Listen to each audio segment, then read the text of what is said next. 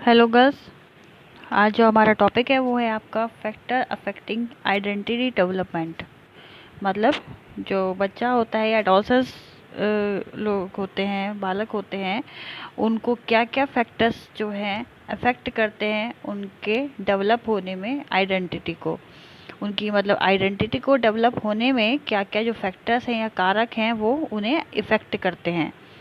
तो इससे पहले जो हमने पढ़ा था कंस्ट्रक्शन ऑफ एन आइडेंटिटी, मतलब बच्चे किस तरीके से पहचानते हैं, डेवलप किस प्रकार होता है। और अब यहाँ पर है कि फैक्टर्स क्या क्या इफेक्ट करते हैं बच्चों को। इसमें फर्स्ट पॉइंट है आपका बौद्धिक क्षमताएं, मीन्स इंटेलेक्चुअल एबिलिटीज़। बौद्धिक क्षमताएं जो होती हैं, जो आपका महत्वपूर्ण ढंग से जो है किस पे बालक का जो विकास होता है, जो बौद्धिक क्षमताएं हैं उस पे महत्वपूर्ण ढंग से प्रभावित होता है। बौद्धिक क्षमताओं में बालक की बुद्धि, तर्क, चिंतन, कल्पना और स्मृति आदि योग्यताओं का विकास यदि सामंजस्य ढंग से हुआ है तो बालक अपने चारों ओर के वातावरण की चीज़ों का ज्ञान को सामान्य ढंग से ग्रहण कर सकता है।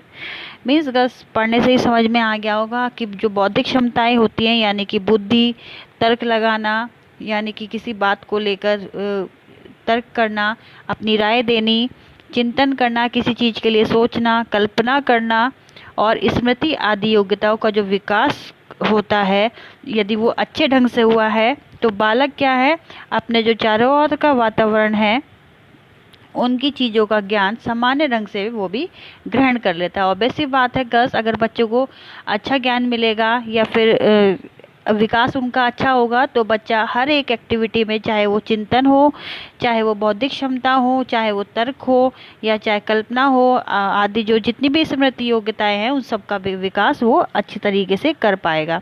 यदि उसकी योग्यताएं ये सामान्य नहीं हैं, इनमें से कोई योग्यता अल्प विकसित है, तो निश्चित ही बालक उद्दीपकों का गलत अर्थ लगाएगा या गलत प्रत्यक्षीकरण करेगा। मीन्स गर्ल्स, अगर उनकी जो बच्चा है उनकी योग्यता सामान्य नहीं है, मतलब किसी गलत माहौल में उसका परिवेश हो रहा है या उसके सामने कुछ गलत होता है, तो बच्चा जो है क्या है, जो उसकी योग्यता है वो अच्छे से विकसित नहीं हो पाती है और बालक जो है हर चीज़ का अर्थ ही गलत वे में लेके जाता है और जो है जो भी उनके अंदर विकास की चीज़ें होती हैं उनका वो गलत अर्थ लगाता है या फिर गलत माहौल में आगे चल के पड़ जाता है। सेकेंड है गर्ल्स, इसमें आपका ज्ञानेंद्रियाँ यानी सेंस ऑर्गन्स जो होते हैं, ज्ञानेंद्रियों के द्वारा बालक बाह्य वातावरण की उत्तेजनाओं में उत्पन्न ऊर्जा परिवर्तनों को ग्रहण करता है और जब ये उत्तेजना संबंधी आवेग मस्तिष्क में आते हैं तो बालक उत्तेजना की संवेदना और प्रत्यक्षीकरण करता है। ज्ञानेंद्रियों के द्वारा जो है बालक क्या होता है, जो बाहरी वातावरण की उत्तेजनाएं हैं उसमें क्या है, उत्तेजनाओं में उत्पन्न ऊर्जा, यानी जो भी ज्ञानेंद्रिय हमारी कैसे कौन कौन सी हो गई, सेंस ऑर्गन्स यानी आँख, नाक, कान, हमारे हाथ पैर की उंगलियां और मस्तिष्क, ये सारा हमारे किस में आता है, ज्ञानेंद्रियों में आता है। जो बालक जो बाहरी वातावरण की उत्तेजनाओं में उत्पन्न ऊर्जा, जितनी भी बाहर की जो माहौल होता है, जब बच्चा घर से बाहर निकलता है तो अलग अलग वातावरण होता है हर जगह का, स्कूल का अलग, दोस्तों के साथ अलग, बाहर कहीं जा रहा है बच्चा घूमने वहाँ का अलग, घर का अलग।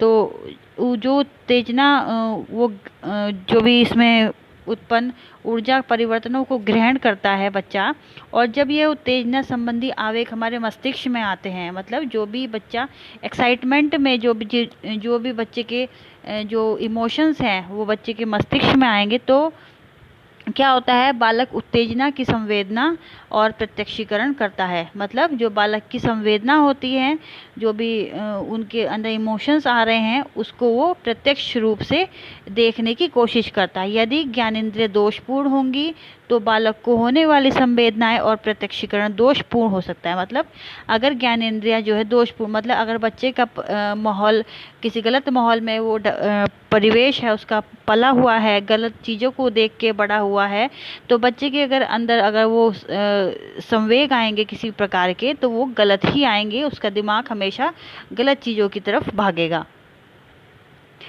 उदाहरण के लिए यदि एक बालक को कम सुनाई पड़ता है तो सुनने से संबंधित उसमें जो प्रत्यय विकसित होंगे वे त्रुटिपूर्ण होंगे। मीन्स गर्ल्स ये एक एग्जाम्पल दिया हुआ है यहाँ पे कि यदि अगर बालक को अगर कम सुनाई दे रहा है तो क्या होगा, तो जो सुनने से संबंधित उसमें जितने भी जो भी कॉन्सेप्ट विकसित होंगे बच्चे में तो वो क्या होंगे, दोषपूर्ण ही होंगे।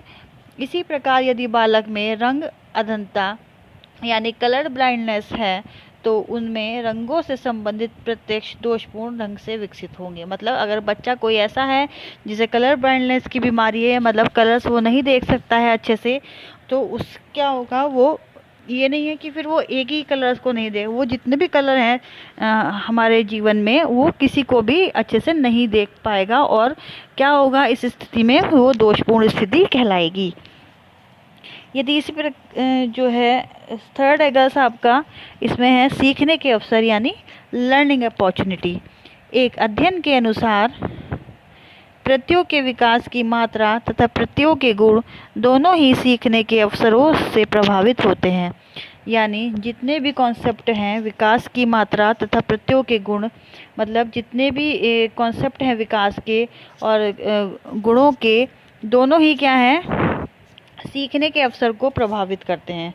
हरलॉग के अनुसार सीखने से प्रत्यय का निर्माण होता है। मतलब जब बच्चा किसी चीज़ को सीखता है तो उसके सेल्फ कॉन्सेप्ट का विकास होता है, मतलब सेल्फ डेवलपमेंट होता है बच्चे में।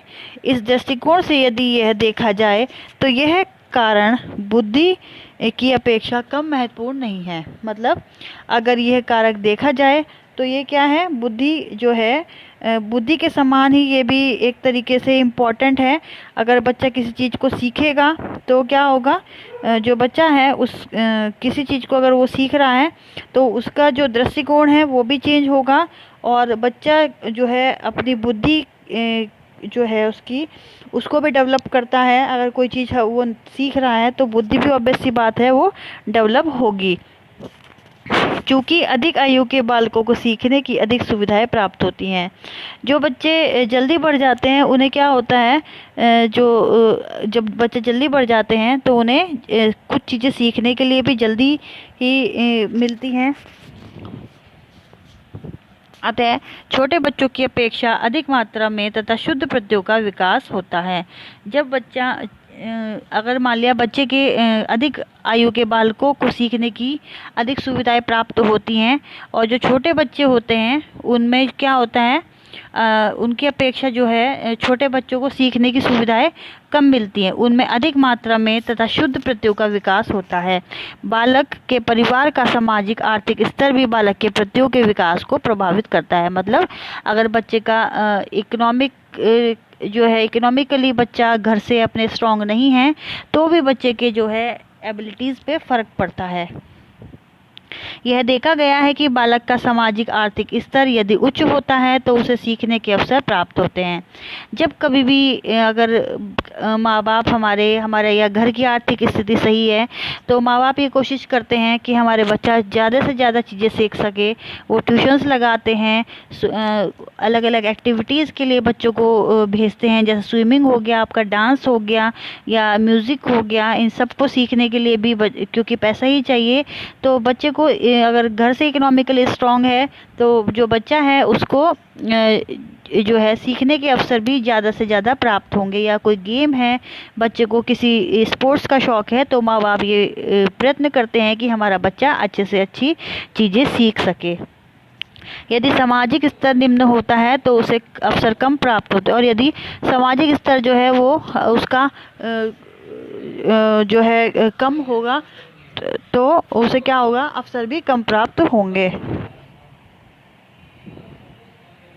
फिर अगर आपका परिपक्वता यानी मैच्योरेशन, बालक के प्रत्ययों का विकास अप्रत्यक्ष रूप से परिपक्वता से भी प्रभावित होता है। मीन्स गर्ल्स अगर बच्चा जो परिपक्व नहीं है या नहीं है तो भी उसका विकास जो है प्रभावित करेगा उसके डेवलपमेंट पे। एक आयु विशेष में सही और सामान्य प्रत्ययों के विकास के लिए आवश्यक है, और एक आयु विशेष में सही और सामान्य प्रत्ययों के विकास के लिए जो एक आयु है, तो उसमें क्या है, जो आयु है वो एक मतलब एक आयु होती है सीखने के लिए, अपने डेवलपमेंट के लिए, तो वो भी विकास के लिए बहुत ही ज़्यादा आवश्यक होती है, जिससे कि मानसिक परिपक्वता आयु के अनुसार हो। यदि आयु के अनुसार नहीं है तो बालक अपनी आयु के अनुसार उद्दीपन को समझने में असमर्थ होगा। यदि कोई बच्चा मेंटली स्ट्रांग नहीं है, तो अगर वो टाइम से उन चीज़ों को नहीं सीख पाता है तो वो समाज में पीछे रह जाता है, उसमें उस प्रकार के डेवलपमेंट नहीं होते जो उस प्रकार के होने चाहिए। तो बच्चा क्या है, जो उद्दीपक होते हैं, मतलब अलग अलग टाइम पीरियड पे जितने भी परिवर्तन आते हैं उसके अनुसार बच्चों में चेंज आता है, वो सब जो है बच्चे समझने में असमर्थ होते हैं। फिर अगर आपका 5th पॉइंट इसमें समायोजन यानी एडजस्टमेंट। बालकों का समायोजन भी उनके प्रत्ययों के विकास को महत्वपूर्ण ढंग से प्रभावित करता है। मतलब जो बच्चे का एडजस्टमेंट होता है वो भी बच्चों के कॉन्सेप्ट डेवलपमेंट को एक बहुत ही महत्वपूर्ण ढंग से प्रभावित करता है। यह भी देखा गया है कि जिन बालकों का जीवन के विभिन्न क्षेत्रों में समायोजन अच्छा होता है उनके प्रत्यय अधिक शुद्ध तथा वास्तविक होते हैं। जिन बालकों का समायोजन दोषपूर्ण होता है उनके प्रत्यय कम शुद्ध और कम वास्तविक होते हैं। मतलब जो इन बच्चों का जीवन जो है अधिक परेशानी में या उलझनों में नहीं रहता है, तो उन बच्चों का जो प्रत्यय है वो अच्छा प्रभावित होता है, शुद्ध रूप से प्रभावित होता है। वो जल्दी ही किसी भी डेवलपमेंट, अगर कोई सीखना चाहते हैं किसी भी चीज़ को, वो जल्दी सीख जाते हैं। वहीं अगर बच्चा बचपन से ही गरीबी में ज़्यादा या परेशानियों में अगर बच्चे का जीवन गुजरा है तो उसका समायोजन भी दोषपूर्ण होगा और उनके जो प्रत्यय हैं वो शुद्ध नहीं होंगे और वास्तविक नहीं होंगे।